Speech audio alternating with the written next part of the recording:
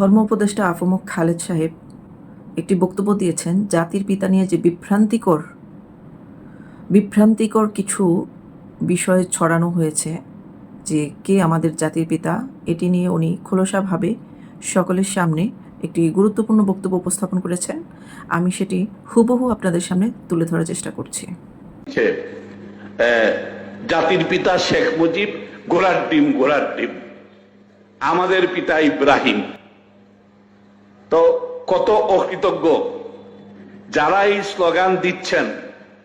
যিনি এই দলটাকে প্রতিষ্ঠা করেছেন, যদি এই শেখ মুজিবের জন্ম না হইতো, বাংলাদেশ যদি স্বাধীন না হতো, তাহলে হয়তো মেজর থেকে লেফটেন্যান্ট কর্নেল হয়ে রিটায়ার্ড করে বাড়িতে চলে যেতে হইতো। যদি এই বাংলাদেশ না হইতো, তাইলে তার স্ত্রী বাংলাদেশে প্রধান রাজনৈতিক একটি দলের নেতৃত্ব দিলেন, দেশের 2-3 বার প্রধানমন্ত্রী হলেন।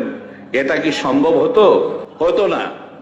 এটা ওই যে লারকানার জমিদার জুলফিকার আলী ভুট্টো, তার মেয়ে নবাবজাদা নসরুল্লাহ খান, মিয়া মমতাজ দৌলতানা, এদের হাতেই এই গোটা পাকিস্তানের শাসন কর্তৃত্ব আজীবন থাকতো। এই বাংলাদেশকে 24টি বছর উনি কারাগারে আর বাইরে, রেলে আর জেলে কাটিয়ে বাংলাদেশকে স্বাধীন করেছেন। তার পুরস্কার হলো যে আমাদের পিতা ইব্রাহিম। এখানে মানুষকে ধোঁকা দেওয়ার কি পরিমাণ কৌশল! অবশ্যই মুসলিম মিল্লাতের পিতা ইব্রাহিম আলাইহিস সালাম, কিন্তু প্রত্যেক জাতি, প্রত্যেক কওম, প্রত্যেক গোষ্ঠীর একজন পিতা থাকে। যেই হোক, যে একজন মুরব্বী, তাকে পিতা সমতুল্য সবাই মর্যাদা করে। তারা যখন পাকিস্তানের যিনি জাতির পিতা ছিলেন মোহাম্মদ আলী জিন্নাহ, সেই মোহাম্মদ আলী জিন্নাহকে অনেকেই মনে করেন তিনি শিয়া মুসলিম ছিলেন।